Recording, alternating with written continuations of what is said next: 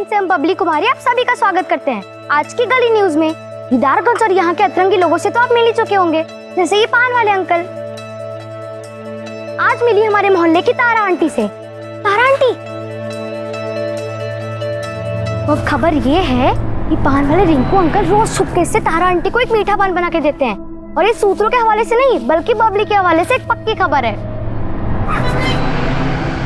देखिए उनके मुंह में अभी भी पान है, मतलब ये पक्की खबर है। सच्ची खबर से बबली ने किया बवाल, ये है बबली का कमाल। बने रहिए हमारे साथ, फिर से आएंगे करने धमाल।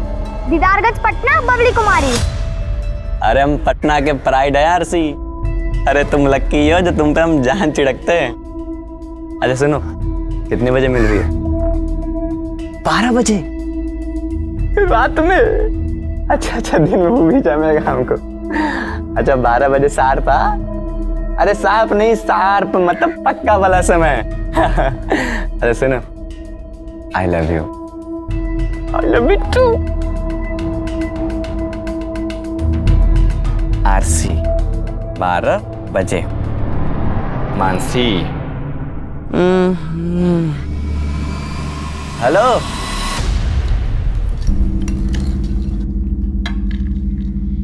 फिर भिंडी का सब्जी। सुबह भिंडी खाते खाते हमको बोरियत हो गया है, उनको बनाते बनाते बोरियत नहीं होता है। हमारा बोरियत का इतना फिक्र है ना, जल्दी घर आया कीजिए, और आते आते नई नई सब्जी भी ले आया कीजिए। हमको इतना फुर्सत रहता है सब्जी लाने का? हाँ? ये घर में बैठा रहता है, काहे नहीं भेजती? ला दिया करेगा। अरे भैया हम ही लाए थे, भिंडी सस्ता मिल रहा था तो 2 किलो लाए थे।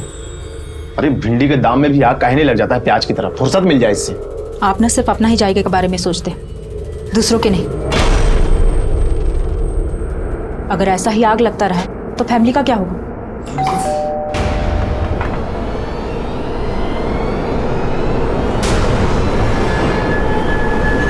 आ गई। दिन भर धूप में मटर गश्ती करती रहती हूँ, रंग काला पड़ गया ना तो कोई ब्याह नहीं करेगा। सनस्क्रीन लगा के निकलते हैं हम, ऐसे कैसे काले हो जाएंगे? अरे काहे फालतू का चीज अपने चेहरा पे थोप के अपना चेहरा बिगाड़ना चाहती हो? सुंदर तो लगती हो। क्या खाक सुंदर दिखते हैं हम? स्कूल में सब सावनी सावनी कह के चढ़ाते हैं, वो भी सिर्फ आपकी वजह से।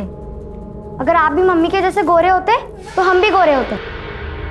बहुत चिड़चिड़ करती हो। जाओ मुंह हाथ धोकर आओ और खाना खाओ।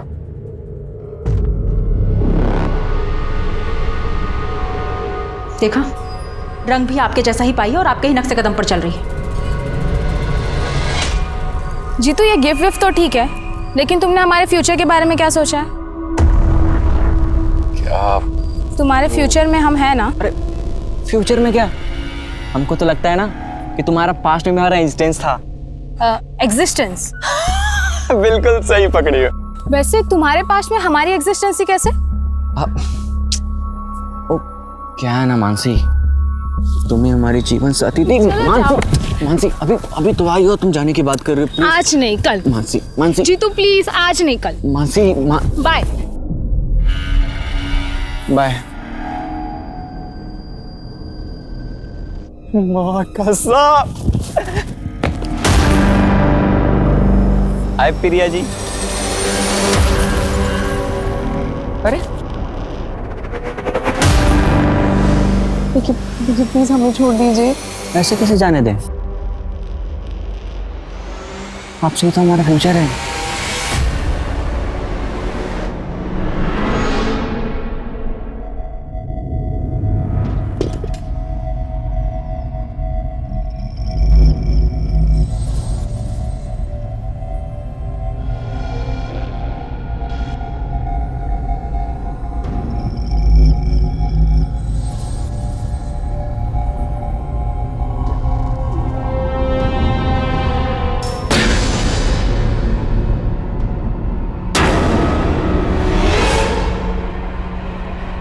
अभी अभी आपने झलक देखी दीदारगंज की गलियों की, एक और चटपटे किस्से की।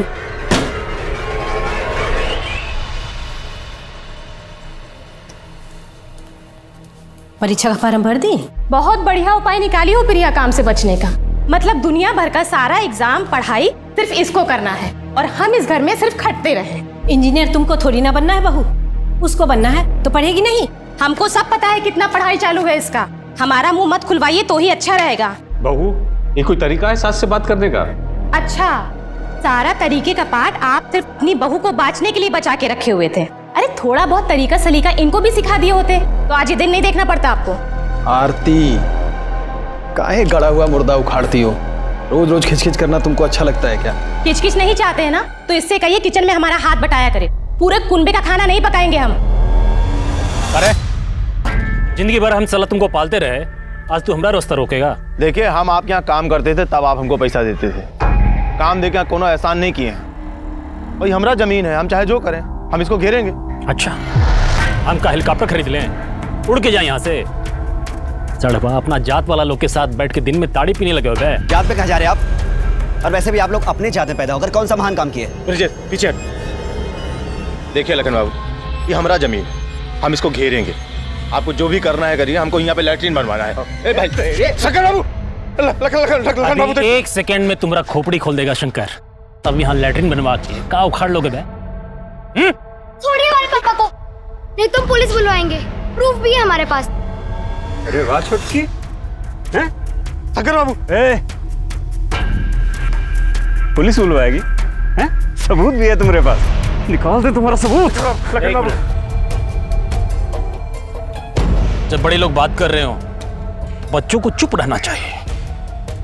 का मालूम इनका करनी का फल तुमको मिल जाए। और साला तुम लोग बड़का जमीन वाला बन रहे हो रे।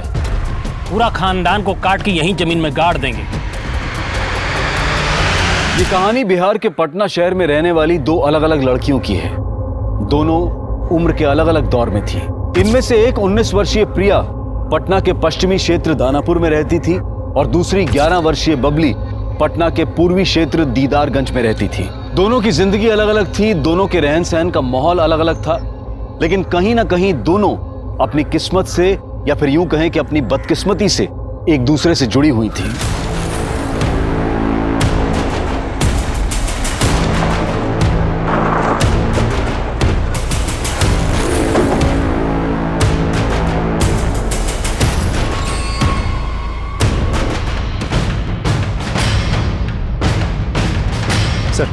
लड़की का नाम बबली है, करीब 2 किलोमीटर दूर रहती है।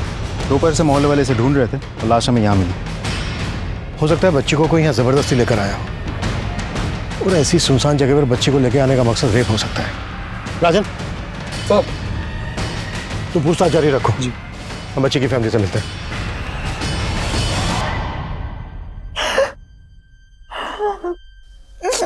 बबली वहां अकेली तो गई नहीं होगी।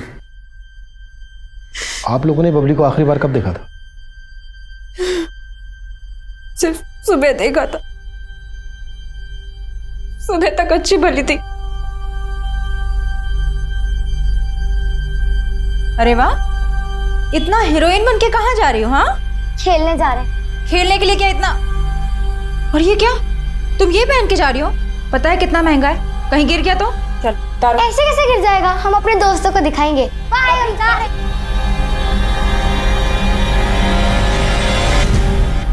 किन बच्चों के साथ खेलने गई थी बबली? सर, गले के बच्चे होंगे। हमने उनसे बात भी की, लेकिन वो किसी भी दोस्त के पास नहीं गई। हमने उसे फोन भी किया, लेकिन उसका नंबर स्विच ऑफ आ रहा है। फोन? बबली के पास फोन भी था? हाँ सर, उसे वीडियोस बनाने का, गेम खेलने का बड़ा शौक था, इसलिए हमने उसे फोन देकर रखा था। लेकिन क्राइम सीन से हमें कोई फोन नहीं मिला, और न ही बबली की बॉडी पे कोई लॉकेट था। शोभा, शोभा, शोभा,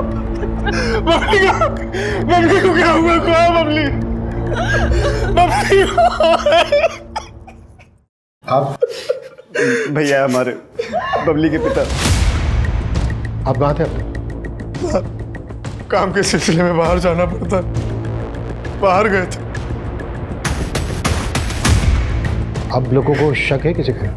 नहीं साहब, हमको किसी में शक नहीं।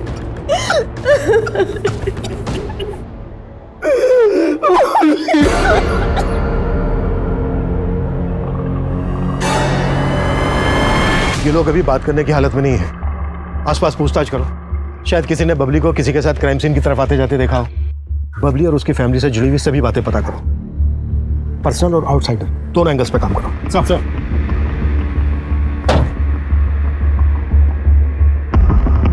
11 साल की चंचल और शरारती बबली अपने मोहल्ले में काफी लोकप्रिय थी, लेकिन उसके स्वभाव का उसकी हत्या से संबंध जोड़ने की फिलहाल कोई वजह नजर नहीं आ रही थी। सर, हम सोच रहे थे बबली शारीरिक शोषण का शिकार हो गई, लेकिन उसके पोस्टमार्टम रिपोर्ट से ऐसा कोई हिंट नहीं मिलता। मौत की वजह?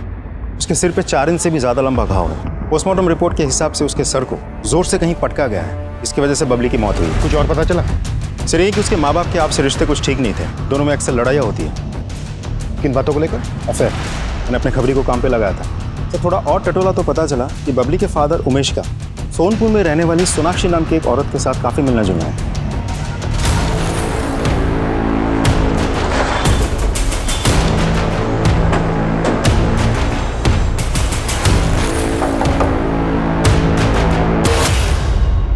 सर, उमेश जी हमारे पति के साथ काम करते थे, पर 1 साल पहले ही हमारे पति की मौत हो गई और उनके जाने के बाद उमेश जी ने हमें बहुत संभाला। वो हमारे बहुत अच्छे दोस्त भी हैं। सोनाक्षी जी, हमने सुना है उमेश कहीं कहीं रात यहाँ रुकता है। आप दोनों सिर्फ दोस्त हैं या? जी, वो हमारे लिए दोस्त से बढ़कर हैं। अगर इस सब में तुम्हारा कोई हाथ नहीं है तो क्या ये सारी प्लानिंग सोनाक्षी ने की थी? सोनाक्षी को ना ही हमारी पत्नी से कोई दिक्कत थी, ना ही हमारी बेटी से। और तुम्हारी पत्नी शोभा को तो दिक्कत थी। पिछले 1 साल से तुम्हारे और शोभा के बीच में कुछ ठीक नहीं चल रहा है। हाँ साहब, लेकिन इसकी वजह सोनाक्षी नहीं थी। हमारे और शोभा के बीच में झगड़ा तो शोभा के मायके वालों की वजह से है। कैसा झगड़ा? शोभा का भाई पवन बहुत ही लालची किस्म का इंसान है साहब। अरे ऐसा कोई बात नहीं है जीजाजी, अब बात तो समझिए। जाओ तुम यहाँ से, 1 नंबर के निर्लज्ज आदमी हो। ससुर जी की संपत्ति बिकी, सारा पैसा खा के बैठ गए। उसमें आधा हिस्सा भाई का तो आधा हिस्सा बहनों का भी होता है। कौन सा हिस्सा बचा है शोभा का? हाँ, ससुर जी की संपत्ति का आधा हिस्सा तो पहले ही दहेज के रूप में यहाँ से ले गई थी। अब जो बचा कुचा है उस पे भी यहाँ खड़े बैठे हैं क्या? बड़े लालची आदमी, आप ससुराल का पैसा खाएंगे? हम लालची आदमी हैं? हम लालची आदमी हैं? आज के बाद तुम में से ना कोई भी हमारे घर में अपनी शक्ल तक मत दिखाना।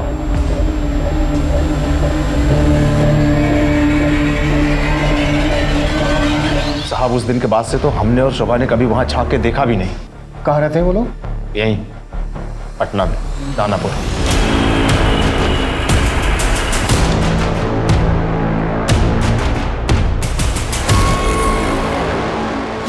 बबली का हत्या हो गया। बचो।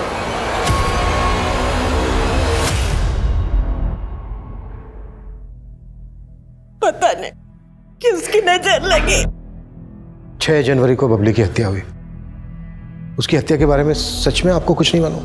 नहीं सर, उनको सच में नहीं मालूम है। उसी रोज से तो हम लोग खुद परेशानी में हैं। कैसी परेशानी? साहब, हम आपको बता देते हैं, इससे पहले कि आपको कहीं और से पता चले, हम बताते हैं कि हम किस उलझन में। जिस रोज बबली की हत्या हुई उसी दिन से हमारी छोटी बेटी प्रिया भी गायब है। लेकिन आपकी बड़ी बेटी शोभा ने तो हमें ये नहीं बताया कि आपकी बेटी प्रिया गायब है। हमने किसी को नहीं बताया। आपकी बेटी प्रिया गायब है, इसकी आपको रिपोर्ट तो लिखवानी चाहिए थी। साहब, किसी को भनक लगती कि हमारी जवान बेटी गायब है तो पता नहीं क्या क्या बातें बनती। प्रिया के गायब होने की कोई वजह? उसकी जिंदगी में कोई लड़का? नहीं साहब, ये तो नहीं जानते, लेकिन हमें इतना जरूर मालूम है कि प्रिया जहां भी गई है बिल्कुल अपनी मर्जी से गई है, क्योंकि उसके लापता होने के ठीक 1 दिन पहले लड़के वाले उसे देखने आए थे। हमको शादी नहीं करना है, हम पहले ही बता रहे। हमको इंजीनियरिंग करना है, पहले वो खत्म करेंगे। हाँ हाँ, तो करो ना, इंजीनियरिंग, डॉक्टर, साइंटिस्ट, जो मन में आए वो करो, लेकिन पहले हम लोगों के सर से उतर जाओ। देखिए, अगर आपको हमारा खाना रहना इतना ही भारी लग रहा है तो साफ साफ बता दीजिए, हम खुद से भी कमा खा सकते हैं। लेकिन ऐसे गाय बैल की तरह किसी और के साथ बांध के हमारी जिंदगी खराब मत कीजिए। पढ़ लिख के जो तुम नशा चढ़ा है ना तुम्हारे सर पे, 2 मिनट में उतार देंगे हम। जिंदगी खराब कर रहे हैं हम तुम्हारा, है? जो भाभी तुम्हारे लिए रिश्ता देखी है ना, वही तुम्हारी शादी होगी, समझ गई तुम? प्रिया शादी नहीं करना चाहती थी साहब, पहले वो पढ़ाई पूरी करना चाहती थी, इसलिए कहीं चली गई है। कहीं ऐसा तो नहीं है कि प्रिया के गायब होने की असली वजह आप लोग हमसे छुपा रहे हैं? नहीं सर, हम कुछ भी नहीं छुपा रहे। हर रोज की तरह कॉलेज जा रही हूँ बोल के निकली थी। अम्मा, हम कॉलेज जा रहे हैं। हाँ, अरे सुन तो। हाँ हाँ, याद है, आते वक्त आपका लौंग वाला पान लेते हुए आएंगे। क्या? प्रिया गायब है? जी, और वो भी उसी दिन से जिस दिन बबली की हत्या हुई थी। बबली की हत्या में प्रिया इन्वॉल्व हो सकती है क्या? नहीं सर, प्रिया तो बबली को बहुत प्यार करती थी। शोभा तुम कुछ कहो ना। हाँ सर।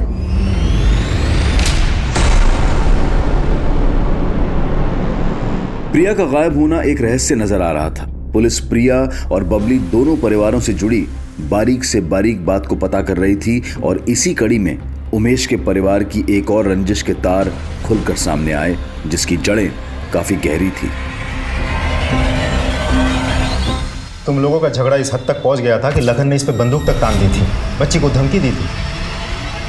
तभी भी तुम दोनों को जरा सा भी शक नहीं हुआ कि वो बबली को। साहब हम तो सोच रहे थे कि आप लोगों से सब बता दें, लेकिन आप लोग तो हम ही पे शक किए जा रहे थे, तो इसलिए हम लोग चुप रह गए। इतना छोटा झगड़ा के लिए हम मार दिए उसका बेटी को। इंस्पेक्टर साहब, पगला गया वो। बंदूक ताने तुम? इतनी सारी एफआईआर दर्ज है तुम लोगों के नाम पर, जमीन हड़पने के कई केसेस चल रहे हैं और पगला गए हैं ब्रजेश और उमेश। अरे आप ही सोचिए, अगर हम लोगों को यही सब करना होता तो हम लोग कोर्ट का रास्ता क्यों चुनते? अरे महाराज, वो गली को बंद कराने के लिए वो वकील भी हायर किए हम लोग। दिखाओ भाई डॉक्यूमेंट। गली का फैसला तो खैर कोर्ट करेगा, अगर बबली की हत्या में तुम दोनों का हाथ है ना, तो तुम दोनों की जिंदगी के सारे रास्ते मैं खुद बंद करूंगा। और हाँ, बिना हमें बताए शहर छोड़ के कहीं मत जाइएगा। सर, इस केस में तो एक के बाद एक गड़े मुर्दे उखड़ रहे हैं, लेकिन मुझे यह समझ में नहीं आ रहा है कि लखन और शंकर ने मिलकर अगर बबली को मारा है तो प्रिया क्यों गायब है?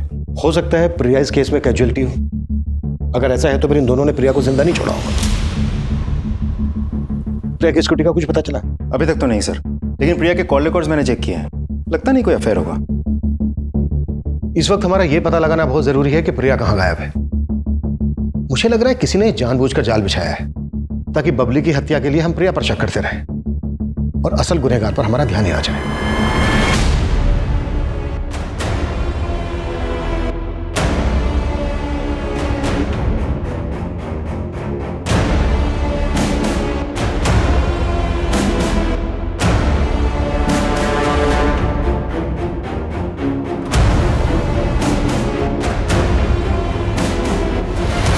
सर, प्रिया के घर से जुड़ी एक इन्फॉर्मेशन पता चली है। प्रिया की भाभी आरती की प्रिया और उसके ससुराल के बाकी लोगों से बिल्कुल नहीं बनती थी, खासकर से प्रिया के साथ तो 36 का आंकड़ा था। अरे क्या 36-37 लगा के रखा है साहब? जो पूछना है साफ साफ पूछिए ना। इनका हम क्या कोई भी दुश्मन बन जाए। अरे हैं ही बड़े मक्कार लोग हमारे ये ससुराल वाले। कहना क्या चाह रही हो, जरा साफ साफ बोलो। अरे साहब, इन्होंने हमारे संग बहुत बड़ा धोखा किया है। शादी के पहले हमको बताया गया था कि पवन जी का सरकारी नौकरी है। इसी खुशी में हमारे बाबूजी ने इनको 7.5 लाख रुपए दहेज में दिया। ऊपर से हमारी माँ ने इनको TV, fridge, dining table, cooker, यहाँ तक बाल्टी भी दहेज में दिया। लेकिन बाद में हमको पता चला कि इनका तो कोई सरकारी नौकरी था ही नहीं। अरे नहीं सर, झूठ नहीं बोले थे हम लोग। शादी के पहले सच में हम अपना रिटन एग्जाम निकाल लिए थे। वो तो शादी के बाद बस इंटरव्यू में मामला अटक गया। और शादी में जो कुछ भी लेके आई थी, चाहती थी कि उसके बदले में बाबूजी का जो कुछ भी है उसका नाम लिख दिया जाए। जब से शादी हुई है, जीना हराम कर दिया इसने। तुम अपनी बीवी पे शक कर रहे हो कि उसने प्रिया को? नहीं साहब, हम ऐसा कुछ नहीं कह रहे हैं। तो कहना क्या चाहते हो? अरे वो क्या कहेंगे साहब, अपने मुंह से कोई अपनी बहन की कमी तो बताएगा नहीं। हम आपको बताते हैं कि सच क्या है। दरअसल प्रिया अपने बॉयफ्रेंड के साथ भाग गई है। अच्छा, और कौन है प्रिया का बॉयफ्रेंड? अब ये तो हमको नहीं मालूम साहब, लेकिन प्रिया बहुत ही चंट लड़की थी। कॉलेज, एग्जाम, फॉर्म भरने के बहाने दिन भर घर से बाहर रहती थी। और तो और अकेले में फोन पर किसी न किसी से बतियाती रहती थी। प्रिया, फोन पे कौन से पढ़ाई हो रहा है? हम बाद में कॉल करते हैं। भाभी आपने ज्यादा ताकझाक मत किया करो। ताकझाक नहीं कर रहे, तुम्हारे लिए चाय लेकर आए थे। लेकिन इन्वेस्टिगेशन में तो हमें ऐसा कुछ नहीं मिला कि प्रिया का कोई बॉयफ्रेंड है। कहीं ऐसा तो नहीं है कि तुम हमसे कुछ छुपा रही हो? अरे सर, छुपी रुस्तम तो वो है। देखिए ना कैसे घुमा के गई आप लोगों को कि आप लोग अभी भी चकमा खा रहे हैं। और हम तो कह रहे हैं वो कहीं ना कहीं छुपी बैठी होगी और अपने आशिक के साथ अगले कांड की तैयारी कर रही होगी।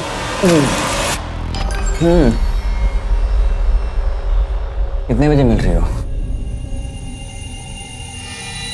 ठीक है, आई लव यू टू।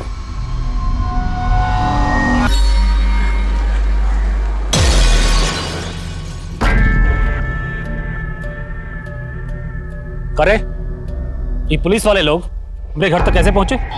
हमको क्या पता, हमने कुछ थोड़ी बताया है। एक बात याद रखना बेटा, अगर वो 4 साल पुराना कड़ा मुर्दा उखड़ा ना, तो अभी तो बेटी गई है। तुम्हारी बीवी, तुम्हारा भाई, सबको शमशान पहुंचा देंगे। ध्यान रहे। माना प्रिया की अपनी भाभी आरती के साथ बनती नहीं थी, पर उसका सोशल अकाउंट चेक करना कैसे भूल गए हम? सर मैं चेक करता हूँ। सर मैंने प्रिया के कॉल रिकॉर्ड को फिर से खंगाले। जितेंद्र साहू नाम के एक लड़के का नंबर मिला है। इस जितेंद्र के साथ प्रिया की कुछ 1-2 बार बात हुई है। थोड़ी और इंक्वायरी की तो पता चला ये जितेंद्र साहू एक साथ कई लड़कियों के कांटेक्ट में है। एक नंबर का लफंगा है सर। हमारी नाक के नीचे एक सस्पेक्ट छुपा बैठा था। चुप कैसे हुई हमसे? अरे वे देखा हो इस मजनू को। अब ये मजनू ही बताएगा कि प्रिया कहाँ है।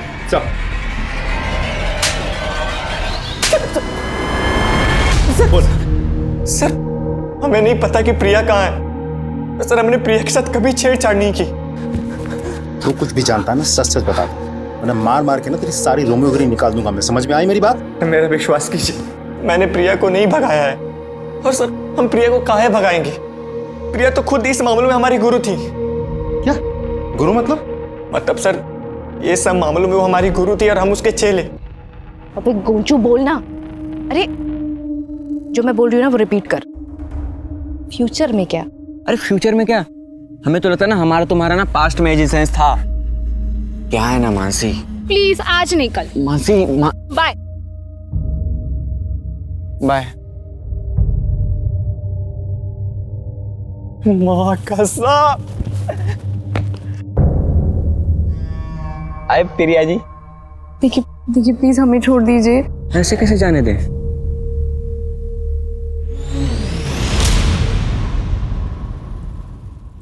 एकदम चमू हो क्या तुम? पता है तुम्हारा ना हम भी कुछ नहीं कर पाएंगे। जिस लड़की की एक्टिंग हम कर रहे थे ना, उसको मर्दानगी टाइप लड़का पसंद है, ऐसे बलात्कारी नहीं, समझे? और अगर तुम इतना चिपकोगे ना तो लड़की लात मार के निकल जाएगी। तेरी मनगढ़ंत कहानी सुनने के लिए यहाँ बैठे नहीं हैं हम। जब तक ये ना बता देना कि प्रिया कहाँ है, मार मार के इसकी सारी हीरोगिरी निकाल दो। सर मेरी बात तो सुनिए सर, ऐसा कुछ किए सर।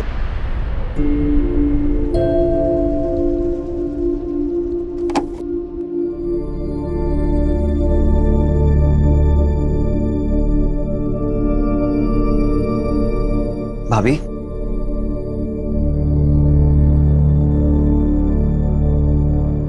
ऐसे खाना नहीं खा के खुद को तकलीफ दे के क्या फायदा?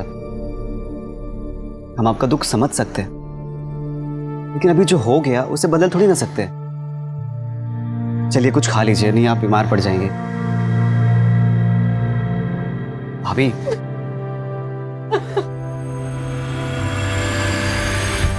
ये देखिए सर, ये प्रिया का सोशल मीडिया अकाउंट है जिसके थ्रू वो कुछ लोगों के साथ रेगुलर चैटिंग किया करती थी और इन लोगों के साथ वॉइस और वीडियो कॉल पर भी बातें किया करती थी।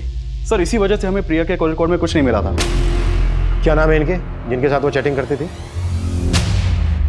सर प्रमोद शुक्ला, मनोज राजपूत, तरुण राज।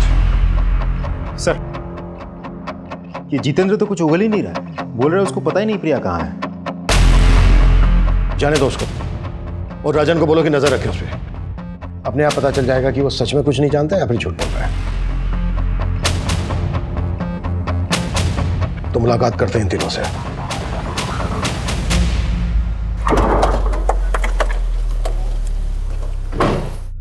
प्रमोद शुक्ला कौन है रे? नमस्ते सर, हम हैं, बताइए साहब। लोकअप में रिपेयरिंग का काम काफी बचा है, चल साथ में मिलकर करते हैं। मनोज चल चल चल चल। ऐसी साड़ी आपको पूरे पटना में ना मिलेगी। अरे मुंबई से नया नया स्टॉक आया अभी अभी। अरे देख। हाँ तो हुआ क्या? अरे साहब हम कुछ नहीं किए साहब, हम सच बोल रहे हैं। सर हमको नहीं मालूम प्रिया कहाँ है सर। हमको तो ये भी नहीं पता कि प्रिया ये दोनों के साथ में थी। हम तो समझते थे कि हमसे प्यार करती है सर। अच्छा एक बात बताओ, इससे मैचिंग सूट कहाँ मिलेगा मुझे? अरे वो सब तुम हम पे छोड़ दो। सर वो हमारी दुकान पे भी आती थी और खूब सारा सामान लेके जाती थी सर। मैं रखूँ क्या ये प्लीज़? अरे रखो, दुकान तुम्हारा ही है। तो साहब वो हमसे भी ऐसे ही बात करती थी साहब। पता है प्रमोद, जब भी हम तुम्हारे साथ होते हैं ना, हमारा बस उड़ने का मन होता है। तो तुम तीनों का कहना है कि प्रिया तुम तीनों के साथ डेट कर रही थी? जी।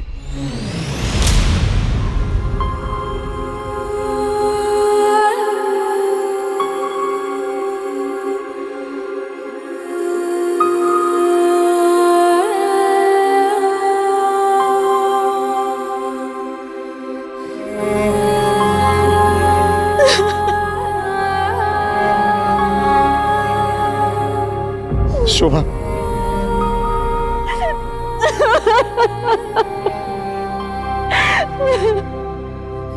हमारी फूल सी बच्ची के साथ ऐसा कोई कैसे कर सकता है? जिसने भी किया वो मुझे करने चाहिए।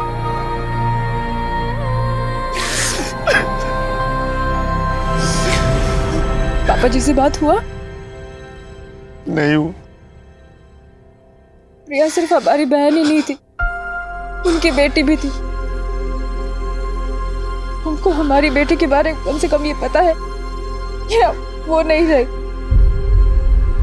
लेकिन पापा जी को तो प्रिया के बारे में कुछ भी नहीं पता। सच उन पर क्या बीत रही होगी।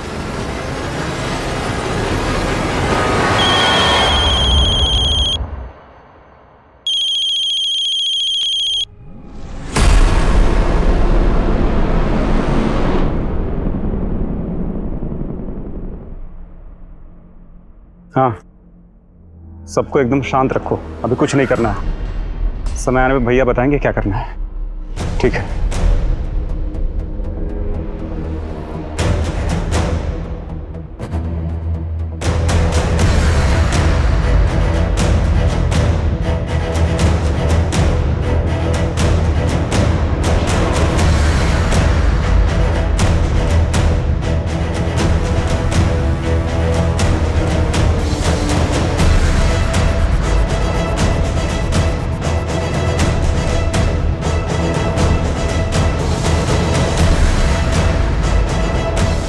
सर वो तीनों लड़के तो कुछ बोल ही नहीं रहे, मानने को तैयार ही नहीं कि कुछ किया है उन लोगों ने।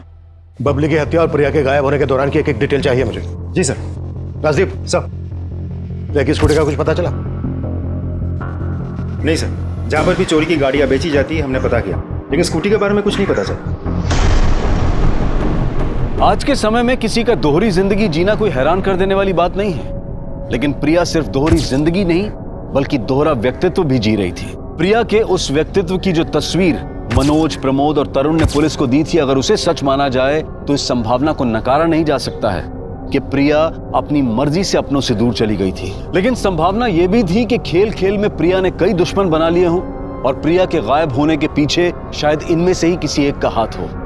लेकिन इन सब का मासूम बबली की हत्या से क्या ताल्लुक था? पुलिस बबली के केस में अब भी किसी ठोस सिरे की तलाश में थी और तब उन्हें बबली के खोए हुए फोन की जानकारी मिली। साहब एक आदमी आके यहाँ बेच के गया था ये मोबाइल, हमें सस्ते मिल रहा था तो हमने ले लिया। अभी बस रिपेयर करने के लिए ऑन ही किए थे हमने। यहाँ दुकान में सीसीटीवी है कहीं? नहीं सर। अच्छा ये फोटो देखो, इनमें से कोई आदमी है जो मोबाइल बेच के गया हो? नहीं सर। थोड़ा बहुत शक्ल तो याद होगा, स्केच बनवा सकते हो? आप लोग इन चारों लड़कों को जानते हैं? नहीं साहब। कौन है ये? इन चारों लड़कों के साथ प्रिया का अफेयर चल रहा था। क्या? नहीं सर, आप लोग उसको खोज नहीं पा रहे हैं तो उसको बदनाम करने का साजिश कर रहे हैं। अरे वो एकदम टॉपर टाइप लड़की है, इस तरह के काम में उसका मन लगता तो इतना नंबर आता क्या उसका? कई बार हमें अपने पास की सच्चाई का पता नहीं होता पवन जी, और आपकी बहन की सच्चाई यही है। हम तो पहले से ही जानते थे। इन लड़कों को? नहीं, अपनी ननद के लच्छन को।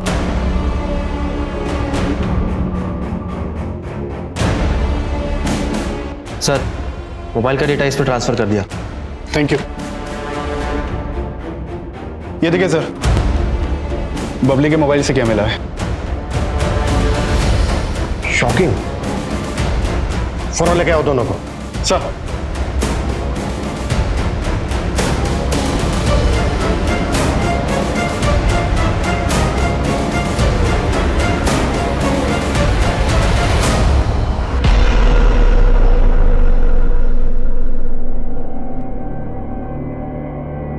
साहब इसमें भाभी का कोई गलती नहीं है। भैया भाभी को वक्त ही नहीं दे पाते थे।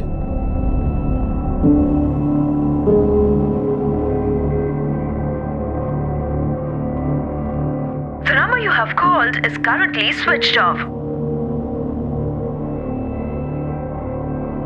भाभी, आप इतनी रात में यहां क्यों खड़ी हैं?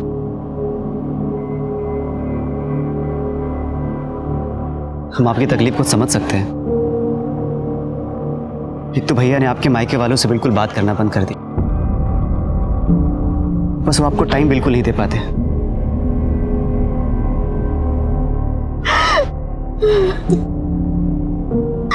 संभालिए अपने आप को।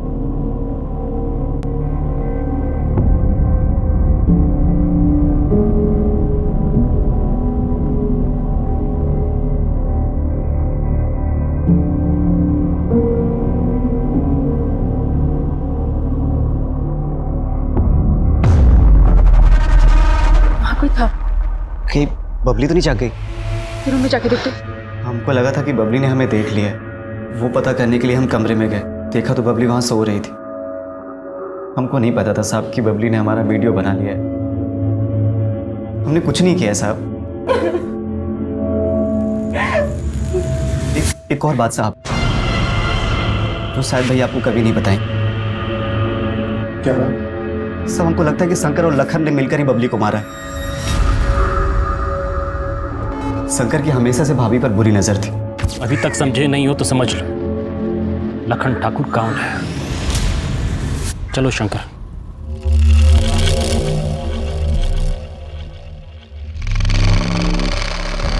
पर होली में भी वो बहुत नशे में था और उस दिन उसने भाभी के साथ जबरदस्ती की। जब तू फंस रहा है तो खुद को बचाने के लिए कोई भी कहानी बनाएगा, कुछ भी बकेगा। सर हम झूठ नहीं बोल रहे हैं, आप चाहे तो भाभी से पूछ लीजिए। अगर ये बात सच थी तो तुम लोगों ने ये बात हमसे पहले क्यों नहीं बताई? सर लखन उमेश भैया को धमकी दिया था कि अगर किसी से कुछ भी बोला तो हम सबको जान से मार देगा। बबली का मर्डर भी तुम लोगों ने किया है। अब सीधे सीधे ये बोलो प्रिया कहाँ है? साहब हम मानते हैं कि हमने 4 साल पहले शोभा के साथ गलत किया, लेकिन बबली को हमने नहीं मारा है, कसम से। ना ही उसकी मौसी को गायब करवाया है। ये जब तक सच ना उगले ना, 10 साल हो। लखन और उसका भाई अपने बयान पर कायम रहे और अब इस केस में एक ऐसा चेहरा सामने आया जिसने फिर से इस केस को उलझा दिया।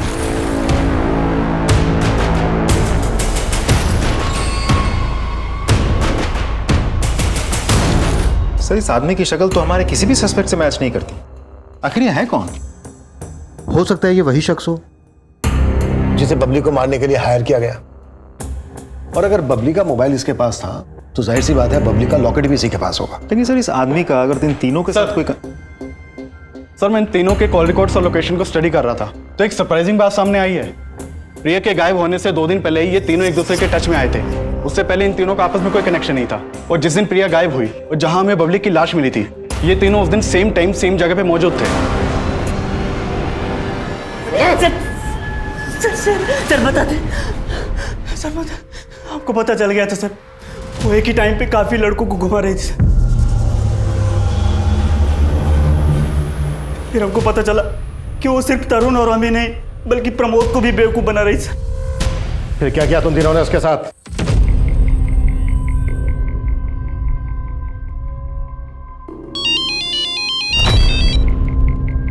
हाँ मनोज। सॉरी बहुत अर्जेंट था, हम बहुत परेशान हैं यार, हमारी माँ बीमार है। सुनो हम तुमसे मिलना चाहते हैं प्लीज़, और कुछ पैसे पड़े हो तो लेते आना, शायद ज़रूरत पड़ जाए। ठीक है हम आते हैं।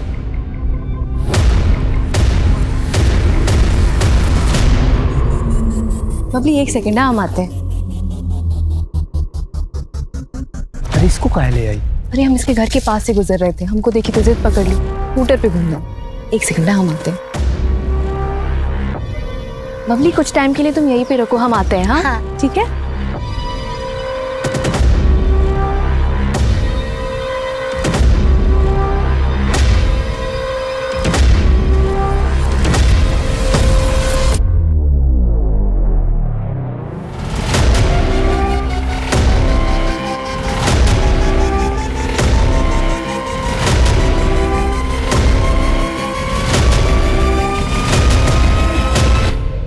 अलग अलग लड़कों के साथ मजा लेने का बहुत शौक है ना? रेप किया उसका बारी बारी से था। उसके बाद साहब हम लोग चले गए थे, हमने मारा नहीं किसी। इस हमानियत को तुझसे बस बोल रहा है। ये सब करते हुए तुम तीनों को बबली ने देख लिया, इसे बबली का भी मर्डर कर दिया तुमने। नहीं साहब, बबली को हमने नहीं मारा। नाजिब साहब, इन तीनों को क्राइम सीन पे ले जाने की तैयारी करो।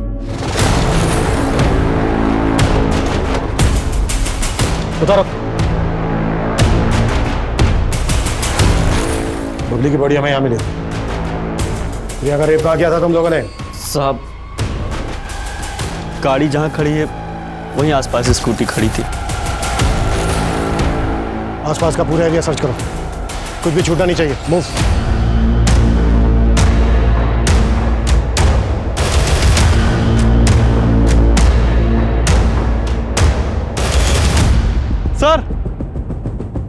सर ये देखिए सर, यहाँ आसपास की सारी जमीन ठोस है और ये कुछ अलग।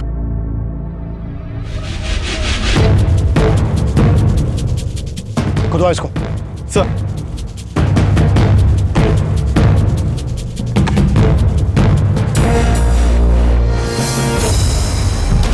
सर ये तो प्रिया है। अभिषेक सर, बॉडी को पोस्टमार्टम के लिए भिजवाओ और इन तीनों को लॉकअप में शिफ्ट करो। सर एक सेकंड। सर अगर बबली और प्रिया दोनों को इन लोगों ने मारा होता तो दोनों को एक ही जगह गाड़ देते। प्रिया को उन लोगों ने यहाँ गाड़ा और बबली को कहीं और छोड़ दिया। हो सकता है ये तीनों सही बोल रहे हो, कातिल कोई और ही। राशि, बबली को सब कुछ रिकॉर्ड करने की आदत थी। हो सकता है उस दिन यहाँ पर जो कुछ भी हुआ वो सब कुछ बबली ने रिकॉर्ड किया। बबली के मोबाइल को दोबारा से चेक करो, अच्छे से खंगालो, और इस दरमियान अगर उसके मोबाइल से कुछ भी डिलीट किया गया है तो उसे रिट्रीव करवाओ। सब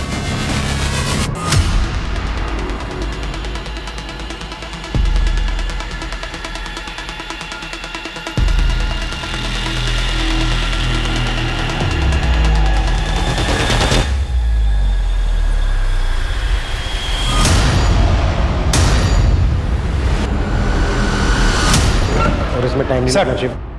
एक सेकंड, बबली के फोन से खंडार या आसपास का फुटेज तो नहीं मिला, लेकिन कुछ और मिला है। एक सेकंड, उमेश और लखन के बीच जो झगड़ा हुआ था बबली ने वो अपने फोन में रिकॉर्ड कर लिया था, और उसी रिकॉर्डिंग में ये आदमी भी कैप्चर हुआ है जिसकी शक्ल उस आदमी से मैच करती है जिसने बबली का फोन बेचा था। ये देखिए सर।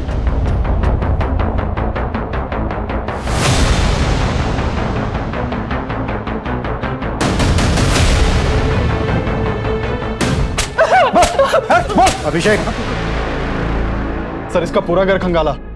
बबली का लॉकेट तो नहीं मिला, लेकिन प्रिया की स्कूटी की नंबर प्लेट मिली है।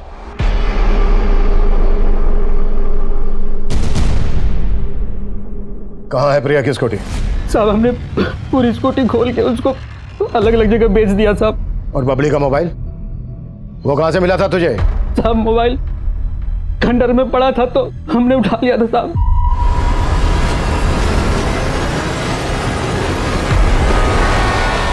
पड़ा हुआ था, पड़ा हुआ था, पड़ा हुआ था, पड़ा हुआ था। क्या दुश्मनी थी तेरी प्रिया से, बबली से? और बबली का लॉकेट कहाँ है? साहब हमारी क्या दुश्मनी होगी उनसे? हमको तो लाश ठिकाने लगाने के पैसे मिले थे साहब। लाश ठिकाने लगाने के लिए किसने दिए थे तुझे पैसे?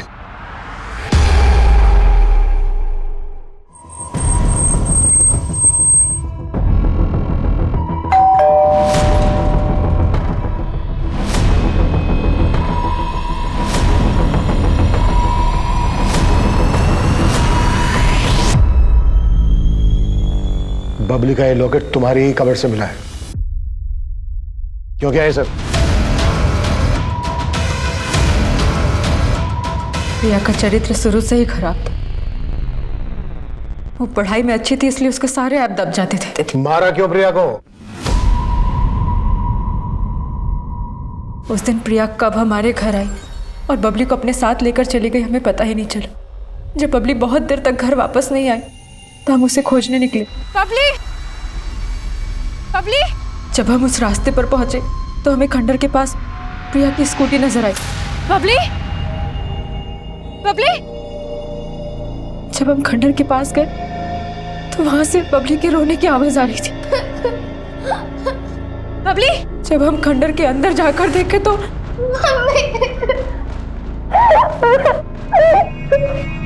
तुम यहाँ कैसे आई? मौसी के साथ आए थे, फिर मौसी एक अंकल के साथ अंदर गई, फिर वो बहुत देर तक आए नहीं तो हम अंदर आए और देखो ना मौसी को क्या हो गया। उस लड़के ने तुम्हारे साथ क्या किया? हमारे साथ कुछ नहीं किया मम्मा। दीदी। मौसी मौसी मौसी मौसी कितनी बार कहा है मौसी से दूर रहा करो, मौसी जैसा बनना है? बताओ। एक बात मेरी समझ में नहीं आई, तुमने प्रिया की लाश को जमीन में गड़वाया जबकि बबली को वहीं छोड़ दिया। अगर तुम चाहती तो बबली की लाश को भी प्रिया की लाश के साथ जमीन में गड़वा सकती थी, पर ऐसा नहीं किया। वजह? क्योंकि हम नहीं चाहते थे कि प्रिया का अंतिम संस्कार हो। उसने अपनी जिंदगी में जो किया है उसके लिए इसको मोक्ष भी नसीब नहीं होना चाहिए। उसी की वजह से हमारी बबली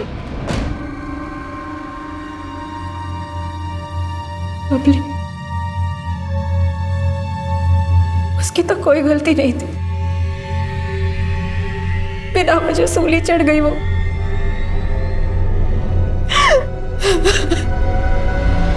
हम सब अपनी जिंदगी में कुछ ना कुछ तनाव झेल रहे होते हैं। जीते जी हमें कई कठिनाइयों का सामना करना पड़ता है, और जब इन कठिनाइयों का कोई उपाय नहीं मिलता तो ये तनाव हताशा का रूप लेने लगता है। और अगर उस हताशा को मन ही में दबा कर रखा जाए तो वो आगे चलकर किसी न किसी की जिंदगी तबाह जरूर करती है, और इस केस में भी यही हुआ।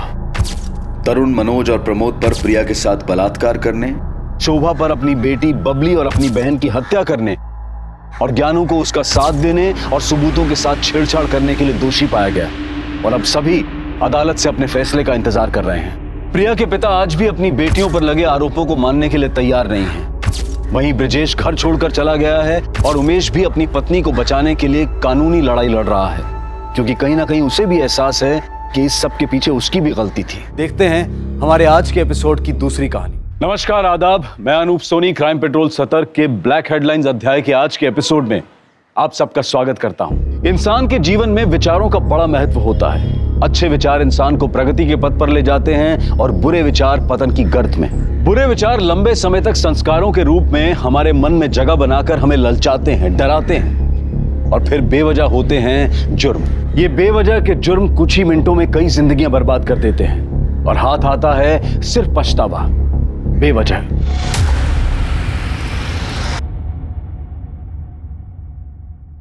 आई, मैं कॉलेज जा रही हूँ। अच्छा, मेरा भी सामान बांध के हो गया है, मैं भी पंडरपुर के लिए निकल जाती हूँ।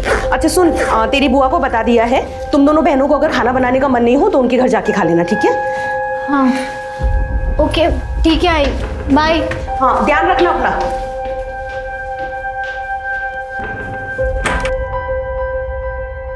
मेघा, क्या हुआ? कुछ नहीं आई। तुम ये बैग लेके कहाँ जा रही हो? वो वसुधा से कुछ कपड़े लिए थे मैंने, बस वो लौटाने जा रही हूँ। मेघा सुन,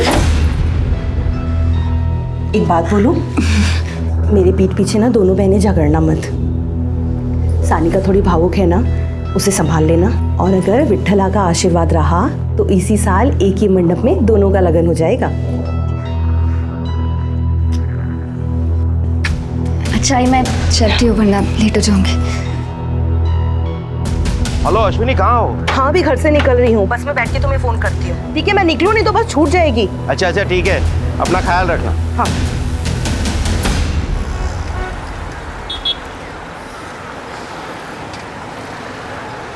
मोबाईलवर आपण कॉल करत आहात तो सध्या बंद आहे।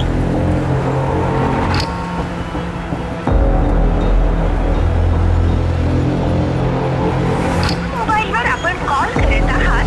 चला मुंबई मुंबई मुंबई नाशिक या चला चलो चलो अंदर।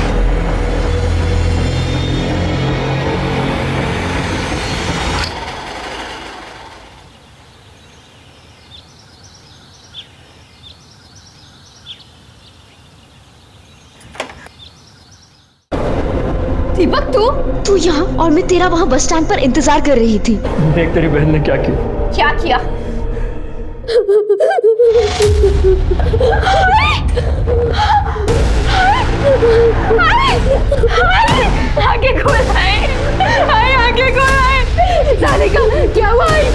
अरे ये क्या बताइए, किसी ने मारा तेरी आई को?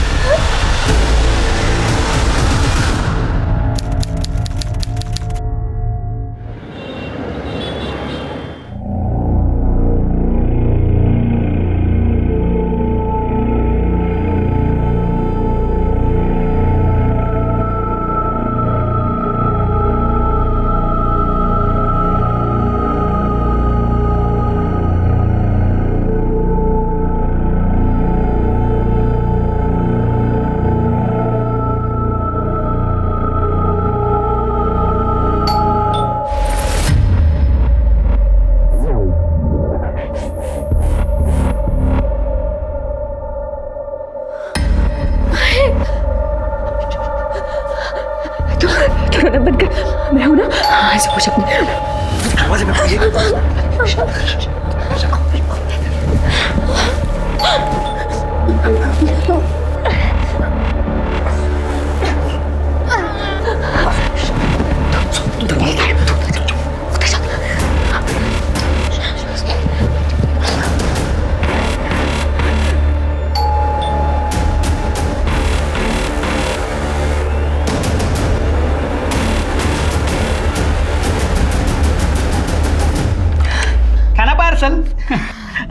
काकी नहीं है? काकी नहीं, वो तो पंडरपुर गई है। अच्छा, अपने सेठ से कहना कि मैं पैसे भिजवा दूँ। सुनो तो,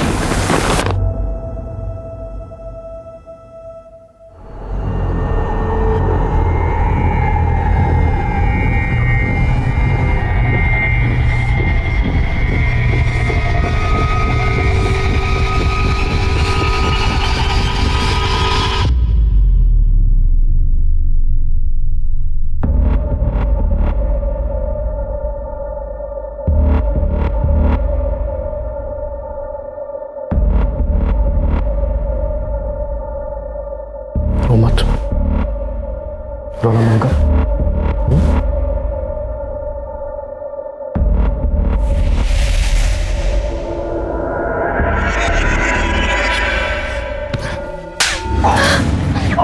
निकल यहाँ से। तुझे शर्म नहीं आती? मेरी आई मर गई और तू। अरे जान, मेरा वो मतलब नहीं था। छोड़ मुझे, जा। अरे निकल इस रूम से बाहर।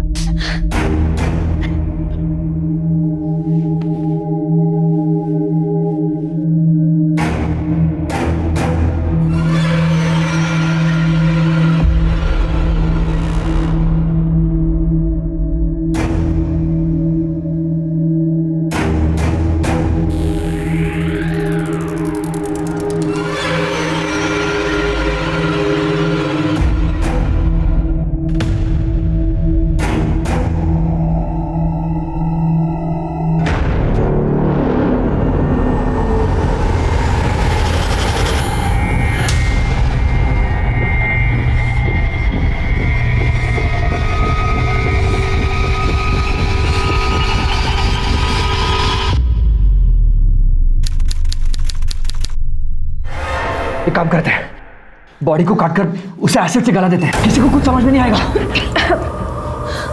नहीं, मैं आई को ऐसे नहीं देख सकती। प्लीज देख। तो ये उसे मारने से पहले सोचना चाहिए था।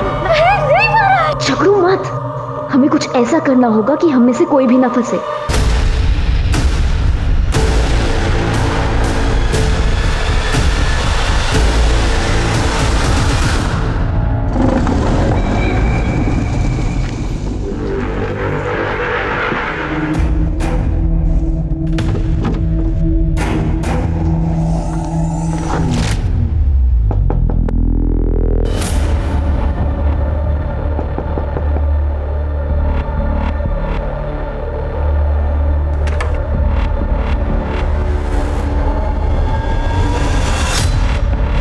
क्या बात है, तेरा चेहरा क्यों उतरा उतरा?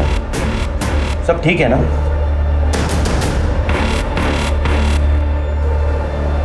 हाँ बाबा, सब ठीक है। वो क्या है ना, मेरी आंख लग गई थी। मेघा कहाँ है? ताई बुआ के घर गई है। अच्छा बाबा, मैं आपके लिए पानी लाती हूँ। हाँ, 4 दिन हो गए, तेरी ऐसे मेरी कोई बात ही नहीं हुई। जब भी फोन करता हूं बंद आता है। Hello, Panchavati police station. कहाँ?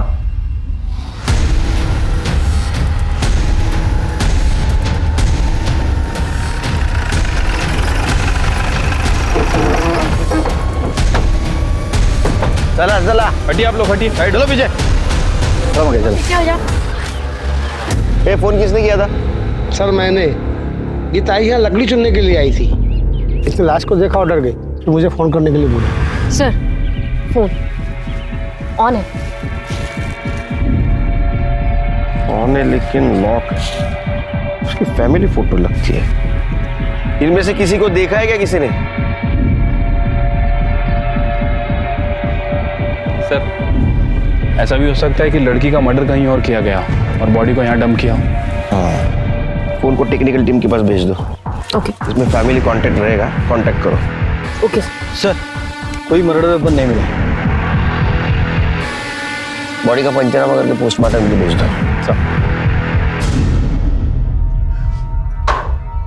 ये लीजिए।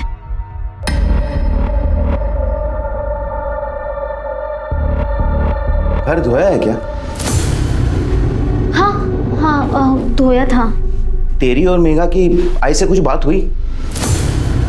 हाँ हुई थी ना, वो अच्छे से। और आई ने आपको फोन भी किया था, लेकिन क्या है ना, आपका फोन बंद था बाबा। मेघा का फोन। Hello, police station.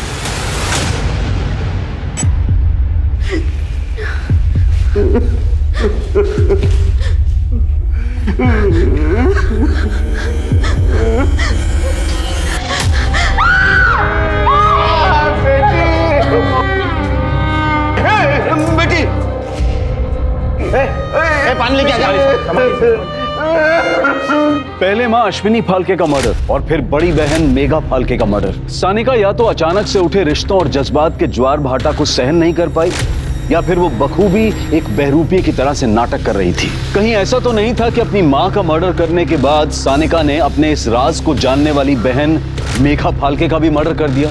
इन दोनों मर्डर्स में दीपक दातार का क्या रोल था? क्या दीपक सानिका और मेघा दोनों के साथ टू टाइमिंग कर रहा था? और ऐसे में क्या ये लव ट्रायंगल ही इन दोनों मर्डर्स का कारण था? अब कैसी तबीयत तुम्हारी? ठीक है। तुम्हारी ताई सवेरे कितने बजे घर से बाहर निकली थी? करीब 10 बजे। सुबह सुबह बुआ का कॉल भी आया था। अच्छा सुन, आज ना मैंने तुम लोगों के लिए पूरन पोली बनाई है, जल्दी घर आ जाओ नाश्ते के लिए। और सुन, अकेले मत आना, आते वक्त सानिका को भी साथ ले आना।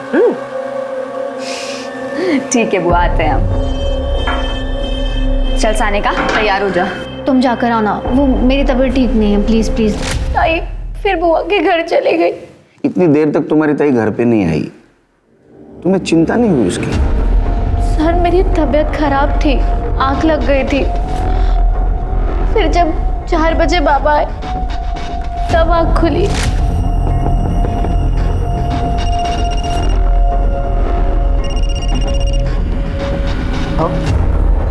अश्विनी का कुछ पता चला?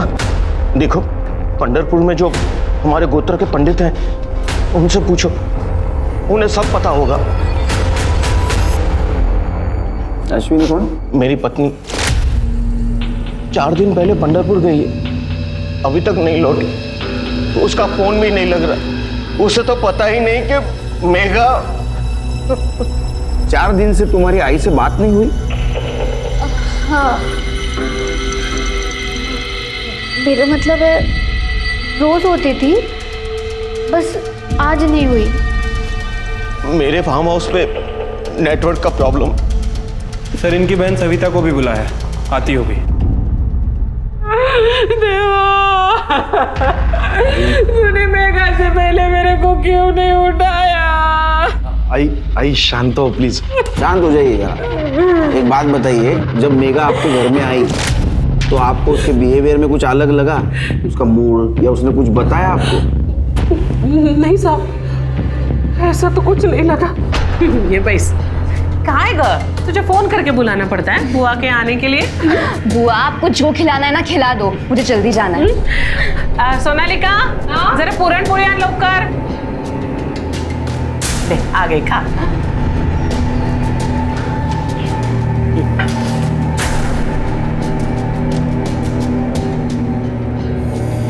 हळू धीरे खा जरा। तुम्हाला माहिती है मेरे साथ इतनी मस्करी करती थी ना। आपके घर से कितने बजे गए हो सवेरे? साहब मैंने घड़ी नहीं देखी उस वक्त। हाँ लेकिन बहुत जल्दी चली गई थी वो। लेकिन देखिए ना साहब, अब लोग ना पूरी जिंदगी भर मेरे को ताने मारेंगे कि मेघा मेरे घर से चली गई और मर गई।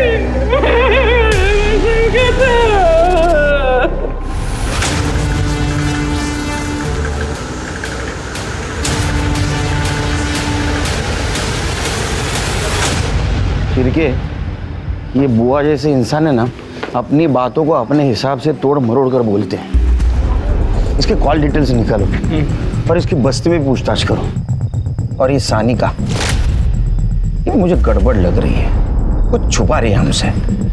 सर वैसे मैंने सानिका और मेघा इन दोनों के कॉल रिकॉर्ड और लोकेशन रिकॉर्ड मंगवाए हैं, जल्दी आ जाएंगे सर। शिरके, हमें मेघा का बुआ के घर से निकलने के बाद का मोमेंट ट्रेस करना होगा।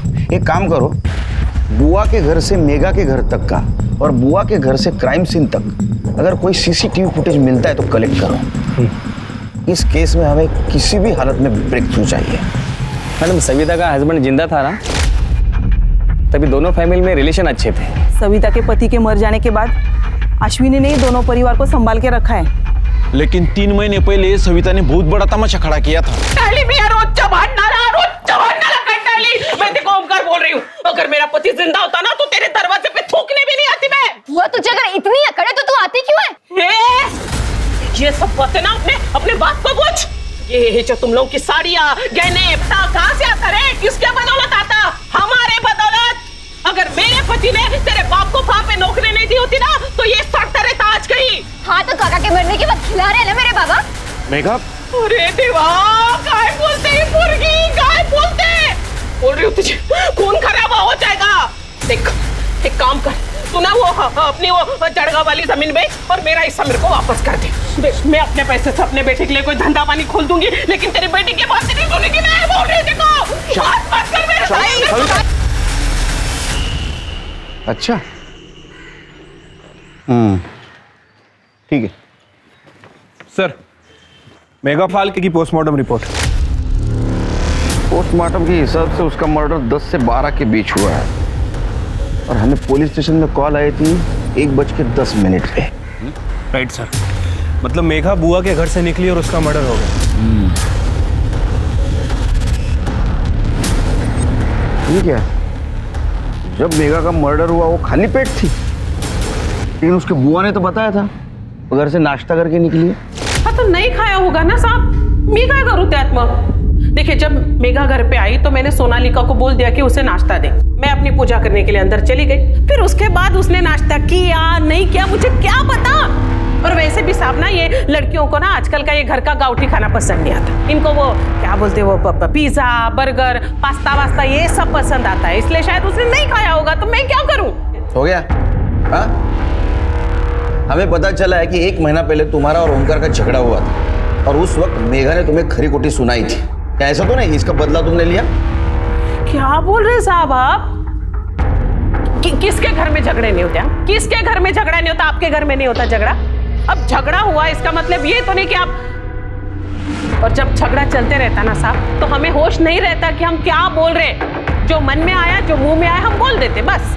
वही बोल रहा हूं मैं, झगड़े में आदमी को होश नहीं रहता है ना। 100 बात की एक बात आपको बोल रही हूँ साहब, मेघा मेरा खून थी। उसका खून करना तो बहुत दूर की बात है, मैं उसके बारे में बुरा भी नहीं सोच सकती, समझे आप? जाऊं मैं आता?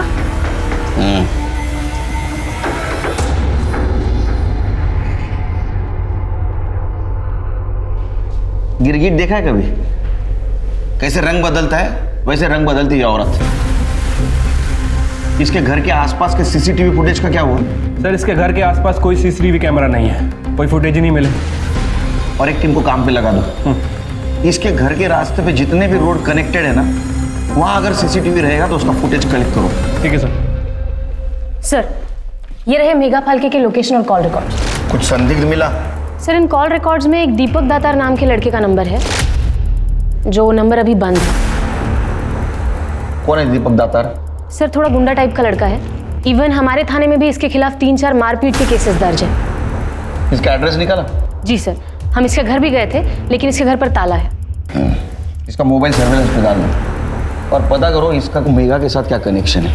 ओके। मैम मेघा मेरी अच्छी दोस्त थी, वो दीपक से शादी करना चाहती थी, लेकिन मेघा के आई बाबा दीपक के नाम से भी चिढ़ते थे और वो उनकी शादी के खिलाफ थे।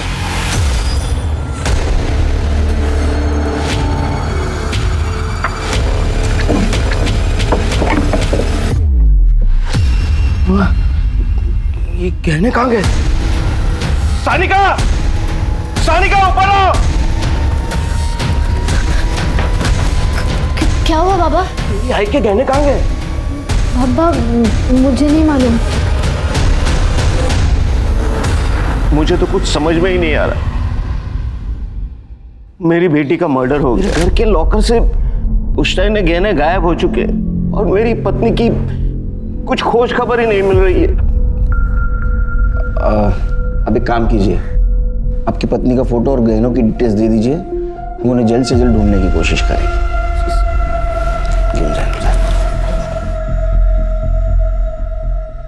सर पहले मर्डर, अब चोरी और गुमशुदगी। सर इस केस में तो कोई लंबी साजिश नजर आ रही है। साजिश तो है श्री, मगर ये साजिश कौन कर रहा है ये हमें ढूंढना है।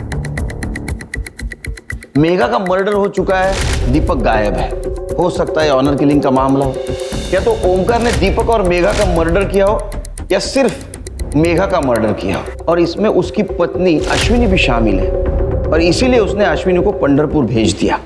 क्या यह भी हो सकता है कि मेघा के मर्डर में और चोरी में दीपक का हाथ? सिर्फ एक काम करो कि दीपक की तलाश जारी रखो और इसके मोबाइल लोकेशन और कॉल डिटेल्स निकलवाओ और ओमकार और अश्विनी इनकी भी सीडीआर रिपोर्ट निकलवाओ। पंढरपुर पुलिस स्टेशन में कांटेक्ट करके अश्विनी का पता लगा और अपने खबरों को अलर्ट कर दो और गहनों की तलाश शुरू कर दो। ठीक है सर।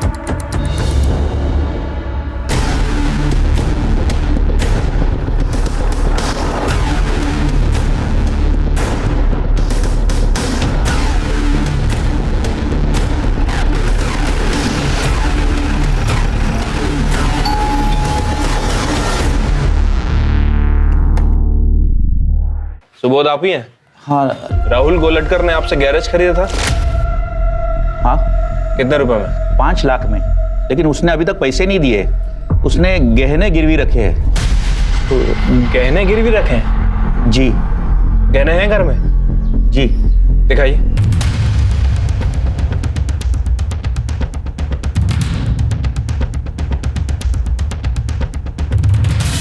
ये तो मेरे माँ के गहने साहब, गिरवी रखने के लिए दिए थे। क्यों, क्या हुआ साहब? अभी पता चल जाएगा। अरे सर क्या हुआ साहब? ये तो अश्विनी के गहने हैं। हाँ सर, ये मेरी आई के गहने हैं। सर तेरी माँ को पहले से मेघा पे गुस्सा था और तेरे को भी धंधे के लिए पैसे चाहिए थे, इसलिए तूने एक तीर में 2 शिकार कर दिए। नहीं सर, मैंने कुछ नहीं किया सर, ये सब झूठ है सर। झूठे बोल रहा है? झूठ है, झूठ है। खड़े रहे, सीधा खड़े रहे। क्या ऐसा तो नहीं कि मेघा को पता चला तो तूने गहने चुराए और तेरे को भी डर था पकड़े जाने का, इसलिए तूने मेघा को मार दिया? ये सच है कि मैंने गहने चुराए, लेकिन मैंने खून नहीं किया। मैं उस दिन 18 तारीख को तकरीबन 12 बजे के आसपास घर पे गया था। मेरे पास ना घर की चाबी होती थी, मुझे पता था घर पे कोई नहीं है। मामा महाबलेश्वर गए, मामी पंढरपुर गई थी और सानिका और मेघा कॉलेज गई थी। मैंने सिर्फ गहने चुराए और गिरवी रखे। जब मामा ने तुझे और भरोसा ने चाबी दिली होती और तू उसके घर में घुस के तिजोरी से गहने उड़ा लेगा, हाँ? और बोलता है चोरी नहीं किए। इसको मारो और इससे मेघा के मर्डर का सच उगलवाओ। मैंने खून नहीं किया साहब, मैंने खून नहीं। राहुल को मेंटली और फिजिकली तोड़ा, लेकिन फिर भी राहुल ने मेघा का मर्डर नहीं कबूला। नासिक पुलिस के कहने पर पंढरपुर पुलिस ने अश्विनी को ढूंढने की बहुत कोशिश की, लेकिन कुछ पता नहीं चला। मेघा का बॉयफ्रेंड दीपक दातार अब तक फरार था और इन सारी गतिविधियों के बीच में सानिका ने चुप्पी साध दी थी। लेकिन सच और जुर्म छुपाए नहीं छुपते। जब जिंदा लोग अपने मुंह पर ताला लगा लेते हैं तो लाश खुद अपने लिए इंसाफ की दुआ करती है। सर बॉडी इस बेडशीट में लिपटी हुई थी और पूरी तरह से डिकम्पोज्ड हो गई है। आसपास सर्च किया, कोई वेपन वगैरह नहीं मिला है। घरची चादर आहे। गाड़ी में बस हुआ इनके घर की बेडशीट, मतलब मर्डर घर में ही हुआ है। बाद में बेडशीट में लपेट कर यहाँ लाश को फेंक दिया गया। सर ऐसा भी तो हो सकता है कि मर्डर कहीं और किया गया और घर वालों को फंसाने के लिए घर की बेडशीट यूज की गई, क्योंकि सर घर से गहने चोरी हुए हैं। बेडशीट चुराना कोई बड़ी बात नहीं है। लेकिन चोरी भी तो हुई है, मर्डर की वजह चोरी भी हो सकती है। तो एक बात समझ में नहीं आ रही, ये औरत पंढरपुर जा रही थी तो इसका मर्डर नासिक में कैसे किया? एक काम करो, ओमकार से इसका मोबाइल नंबर ले लो और लोकेशन और कॉल डिटेल्स निकालो, बॉडी को पोस्टमार्टम के लिए भेज दो।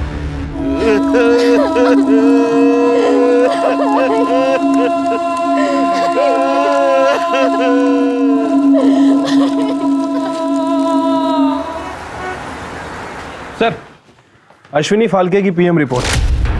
सर रिपोर्ट के हिसाब से उसकी मौत 18 अक्टूबर को हुई है। गला दबाकर मारा गया और सर के पीछे चोट का निशान है। डॉक्टर का कहना है कि जमीन पर गिरने की वजह से आए हैं। सर ये अश्विनी के नाखून में किसी के स्किन के ट्रेसेस भी मिले हैं। कातिल भी हो सकते हैं, स्ट्रगल के वक्त आए होंगे। लेकिन सर अजीब बात है कि किसी ने पुलिस कंप्लेंट ही नहीं की। सबको यही लग रहा था कि वो पंढरपुर में है। एक काम करो सिरकी, पंढरपुर जाने वाले हर बस में अश्विनी फाल्के के बारे में पूछताछ करो। ठीक है सर।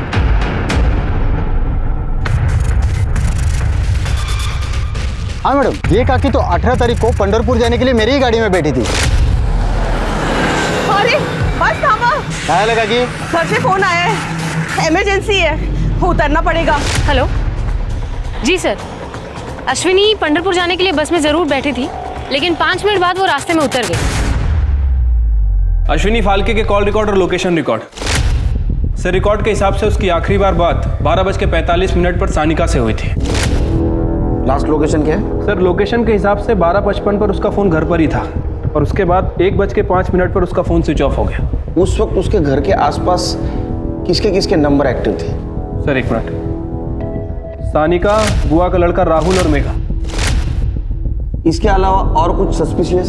हाँ सर, 2 लोग हैं, दीपक और सानिका।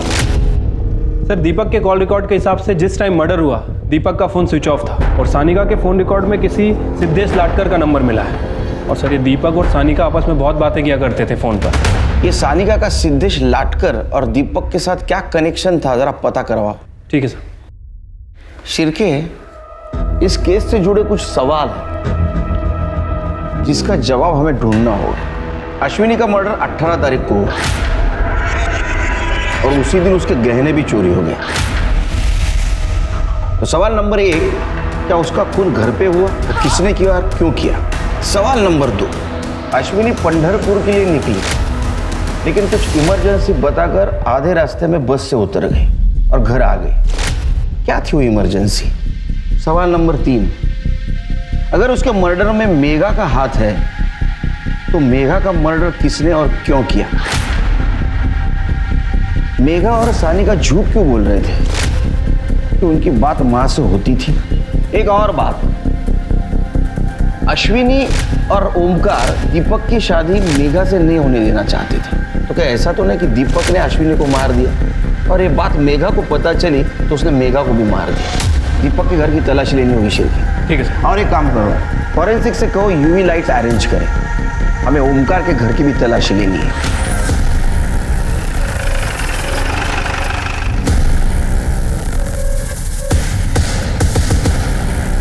दिख रहा है कुछ?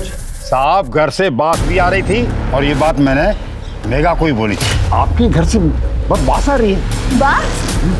नहीं। इनके अलावा और किसी को बदबू आई?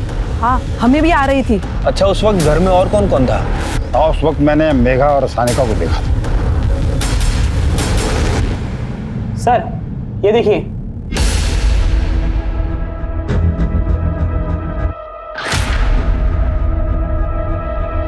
सर यहाँ भी है। यहाँ पे है सर, ठीक है। शिरके, ये ब्लड ट्रेसेस अश्विनी फाल्के के ब्लड से मैच करके देखो। मुझे यकीन है ये ब्लड अश्विनी फाल्के का ही है।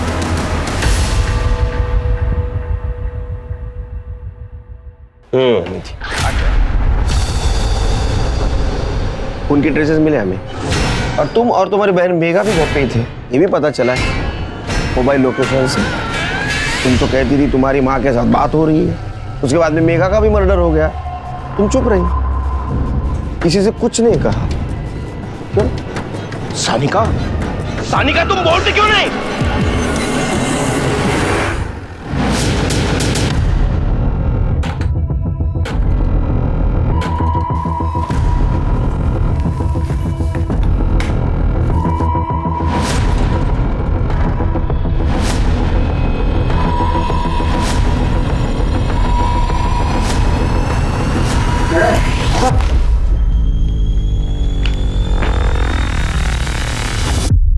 ये रही तुम्हारी अबॉर्शन की रिपोर्ट, दीपक के घर से मिली।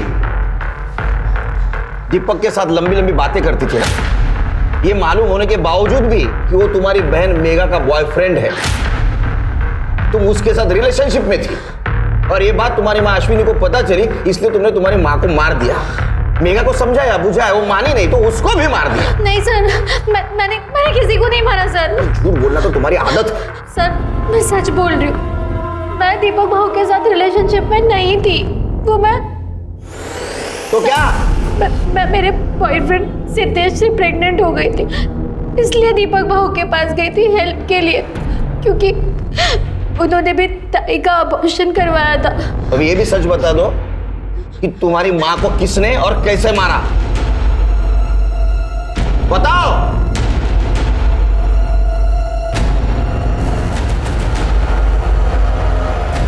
मेघा ताई ने। 18 तारीख को क्या हुआ था, डिटेल में बताओ। 18 तारीख को आई के घर से निकलने से पहले ताई अपना सामान लेकर मुंबई जाने वाली बस स्टैंड के लिए निकल गई, और फिर बस स्टैंड पे जाके ताई ने मुझे कॉल भी किया। तब मैं सिद्धेश के साथ कॉलेज में थी। एक मिनट।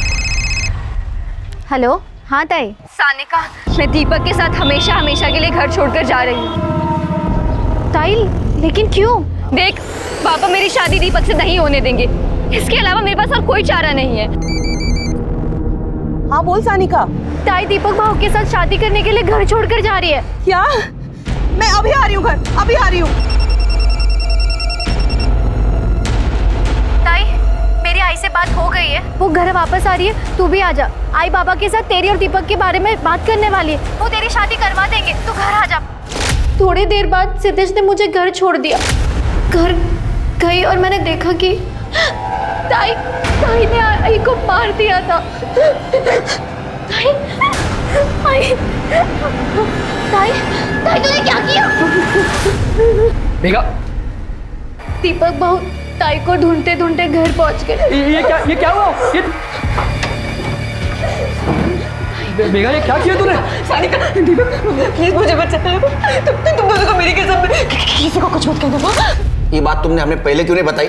सर, ताई ने कसम दी थी, इसलिए मैं चुप थी। तो तुम्हारी माँ ने, तो तुम्हारी आई और तुम्हारी ताई तुमसे पहले घर पहुंची थी, और कॉल रिकॉर्ड के हिसाब से पहले तुम्हारी माँ, उसके बाद में तुम, और उसके बाद में तुम्हारी बहन मेघा घर पे पहुंची। नहीं सर, मैं सच बोल रही हूँ। तो अब सच सच ये भी बता दो कि तुम्हारे आई के बॉडी को किसने और कैसे ठिकाने लगा है। सर मुझे नहीं मालूम, वो बास के कारण मेरी तबीयत बहुत खराब हो गई थी। तुम्हारी तबीयत तो तब खराब होगी जब तुम्हारे माँ के नाखूनों में मिले हुए स्किन टिश्यूज का डीएनए रिपोर्ट आ जाएगा, तब पता चलेगा कातिल कौन है। इसका डीएनए टेस्ट कराओ। सर मैंने कुछ नहीं किया। तोते की तरह रटा रटा बात कर रही है, पता नहीं किसको बचा रही है। सर सिद्धेश ने एक्सेप्ट किया है कि उसने सानिका को प्रेग्नेंट किया था। सर, मेघा ने 21 तारीख की रात को एक अननोन नंबर पर फोन किया था, और वो फोन नंबर दीपक दातार के कॉल रिकॉर्ड्स में भी है। ये किसका नंबर है? सर ये नंबर रूमी गैराज के ओनर का है। हमने उसका गैराज चेक किया, वो गायब है और उसका फ़ोन भी बंद है। शिरके क्या ऐसा तो नहीं इस रोमी की मदद से लाश को ठिकाने लगाया गया? एक काम करो शिरके, गैरेज की सब गाड़ियां चेक करो, कोई संदिग्ध गाड़ी दिखे तो उसको फॉरेंसिक के लिए भेज दो। सर ये देखिए ये गाड़ी, इस गाड़ी में दीपक उस तरफ जाता हुआ नजर आ रहा है जहां में अश्विनी की लाश मिली। शिरके हमारे और खबरियों को अलर्ट कर दो, मुझे किसी भी हालत में दीपक और रोमी गैरेज वाला चाहिए। लेकिन सर रोमी के गैरेज में तो इस कलर की गाड़ी है ही नहीं। रोमी की गैरेज में जितनी भी अभी कलर की हुई गाड़ी है ना, उसके सबके इंटीरियर चेक कर। मुझे यकीन है इसने हमें गुमराह करने के लिए कोई गाड़ी बेची होगी या गाड़ी को नया कलर दिया होगा। ठीक है सर। रूमी के गैराज में पुलिस ने हर गाड़ी की बारीकी से जांच की और आखिरकार उस गाड़ी की पहचान हो गई जिसमें अश्विनी की लाश को ठिकाने लगाया गया था। खबरी नेटवर्क की मदद से रूमी का पता चल गया और उसने ये कबूल किया कि दीपक ने कॉल करके लाश ठिकाने लगाने के लिए गाड़ी मांगी थी। पुलिस को अब दीपक की तलाश थी। ऐसे में पुलिस के पास अब भी वही सवाल थे, मेघा और अश्विनी की हत्या किसने की थी और इस सब में सानिका फाल्के की क्या भूमिका थी। और इसी बीच पुलिस को पता चला कि दीपक अपने एक दूर के रिश्तेदार के घर में छुपा हुआ है। क्यों मारा? कुछ नहीं किया सर ये दीपक तो कुछ बोल ही नहीं रहा है।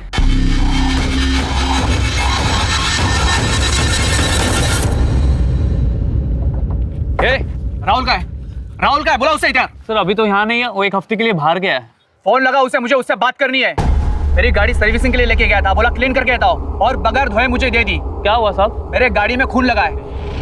लगा? सर ये देखिए। इसे बाहर निकालो और लैब ले जाके टेस्ट करो। जिस गाड़ी की मदद से तुमने मेघा के बॉडी को ठिकाने लगाया वो गाड़ी मिल चुकी है, उसमें मेघा के ब्लड के ट्रेसेस भी मिले। अब सच सच बताओ मेघा को क्यों और कैसे मारा? हाय सांगू साहब, मेघा गलती से मर गई बेचारी। 22 तारीख को मेरे यहाँ नाश्ता करने आई थी वो। हेलो।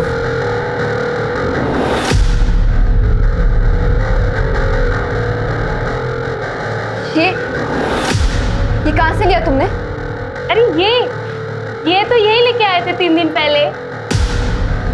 राहुल ने दिया ये? हाँ। राहुल अरे क्या हुआ? ये कहाँ से लिया तूने ये? आप वो जो पोटली लेके आए थे ना गहनों की, उसमें से लिया मैंने। मेरी आई ने तुझे बेटे जैसा समझा और तूने उन्हीं के गहने चुराए, उनका खून भी कर दिया और अब मुझे यहाँ ये नाश्ते के लिए बुलाया। मामी मर गई? मैं अभी पुलिस के पास आ रही, तेरी कंप्लेंट कर। मेरी बात सुनो मेघा। उसके बाद हमने उस कार को भी छुपा दी। गलती तो हो गई। ओमकार और अश्विनी को मैं जितना जान पाया हूं, तुम्हारे परिवार से बहुत प्रेम करते थे। तुमने बेवजह गहनों की चोरी की और तुमने बेवजह मेघा को मार दिया। देख बाबा, क्यों मार रहा है इसको? उसको गुड न्यूज देनी है। सानिका ने सब कुछ सच सच बता दिया। सर ये हो गई वो, मैंने अश्विनी करके को मारा, उसने मारा है सर। मैं तो सिर्फ गहने चोरी करने के लिए गया था। लेकिन सर जब मुझे गहने नहीं मिले तो मैं नीचे चला गया और देखा तो अश्विनी काकी की लाश पड़ी हुई थी और सानिका उसके बाजू में बैठी थी। उसके बाद मेघा गए। सर आज अगर मेघा जिंदा होती ना, आपको सब कुछ सच सच बता देती, यकीन मानिए सर। हमने सानिका को बचाने की कोशिश की, ये सोचकर कि बेचारे से गलती हो गई है, लेकिन वो तो मुझे ही फंसा रही है सर। कौन किसको फंसा रहा है जल्दी साफ हो जाएगा। अश्विनी के नाखूनों में कातिल के स्किन के ट्रेसेस मिले, उसका डीएनए हो जाएगा, रिपोर्ट आ जाएगा और तेरा डीएनए रिपोर्ट भी आ जाएगा। इसको डीएनए टेस्ट के लिए भेजो। आज मैं आपको सब सच बताती हूँ। उस दिन जब मैं कॉलेज से घर लौटी,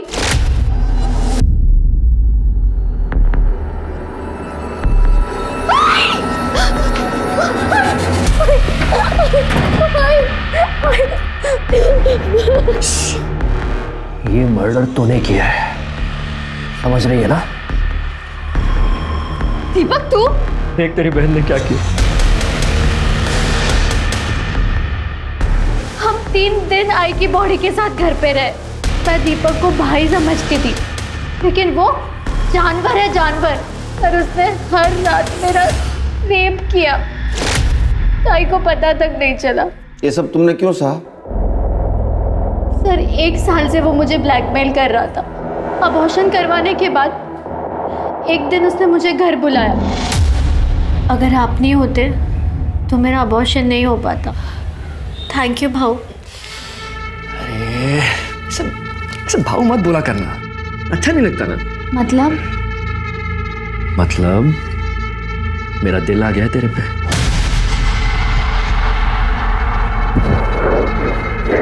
ये क्या कर रहे हो? ताई हमसे इतना प्यार करती है, आपसे शादी करना चाहती है, और आप मेरे साथ ये सब कर रहे हो। मैं ताई से जाके अभी सब कुछ कह दूंगी। अरे तू ताई को बताएगी तू? एक काम कर, क्या पता फिर मैं भी दुनिया को बता देता हूँ कि तेरा अबॉर्शन हुआ है। बताओ क्या? नहीं प्लीज नहीं। फिर उसने चुपके से मेरी गंदी वीडियोस बनाई। उसका जब मन करता था वो मुझे घर बुलाता था, मेरे साथ जबरदस्ती करता था। तू चाहती है ना मैं तुझे ऐसे परेशान ना करूं?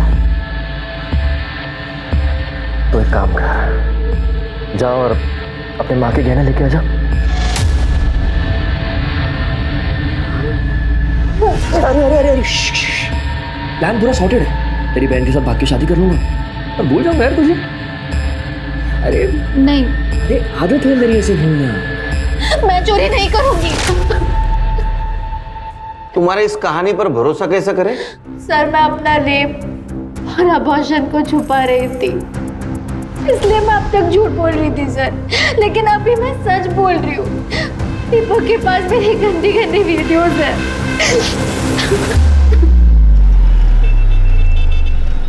शिरके सर, अश्विनी के नेल्स में मिले स्किन ट्रेसेस की डीएनए रिपोर्ट।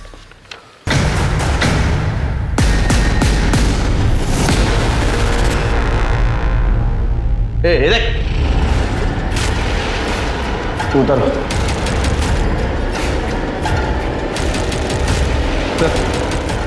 अंदर ये लेटर मिला है। अश्विनी काकी को मैंने मारा है। जब मैं उनके घर गहने चोरी करने के लिए गया तो मुझे गहने नहीं मिले, इसलिए मैं गुस्से में नीचे की ओर चला गया और देखा तो अश्विनी काकी मेरे सामने खड़ी थी। दीपक तू? तेरे गहने का है क्या? तू यहाँ क्या कर रहा है? बता, तेरे गहने का है? पूरा घर ढूंढा, कबर्ड ढूंढा, कहीं पे भी नहीं है। क्या? गहने तो ऊपर ही रहते कबर्ड में। नहीं है। मतलब तू नहीं चुराए हैं? तूने ही मेरे गहने चुराए। मैं अभी पुलिस को फोन करती हूँ। तूने चुराए, मैं अभी पुलिस को फोन करती हूँ। पुलिस को क्या फोन करेगी तू? पता तेरे गहने का है? मुझे नहीं पता, तू नहीं चुराए होंगे मेरे गहने। देख, सानिका आई और उसके बाद मेघा, उन दोनों में सानिका बहुत कमजोर थी और इसलिए मैं उसे फंसाता रहा। मैं जिंदगी में बहुत लोगों का गुनहगार हूँ, इसलिए मैं खुद की मौत मरना चाहता हूँ, क्योंकि कानून मुझे हर एक मर्डर की सजा नहीं दे सकता। बॉडी को पोस्टमार्टम के लिए भेज दो और इसके केस की डायरी आज के तारीख में बंद कर दो। ठीक है सर। सर वो सानिका, उसका क्या करना है सर? उसकी जिंदगी बर्बाद हो जाएगी, वो समझा के छोड़ दो। एक हंसते खेलते भरे पूरे परिवार में बेवजह ही 2 जानें चली गईं। अब शायद ही कभी फाल्के परिवार अपनों के इस गम से उबर पाएगा। आज के समय में सतर्कता को अपने जीवन का हिस्सा बनाना बेहद जरूरी है, क्योंकि जुर्म कभी भी और किसी के साथ भी हो सकता है। अब मैं अनूप सोनी आपसे विदा लेता हूं। फिर मुलाकात होगी क्राइम पेट्रोल सतर्क के ब्लैक हेडलाइंस अध्याय में एक और नए केस के साथ। और याद रखें, क्राइम और आपके बीच में सिर्फ इतना फर्क है कि आप कितने सतर्क हैं। सतर्क रहें, सुरक्षित रहें। जय हिंद। क्राइम पेट्रोल्स के और भी दिलचस्प कहानी देखने के लिए हमारे चैनल को सब्सक्राइब करें और बेल आइकॉन दबाना न भूलें।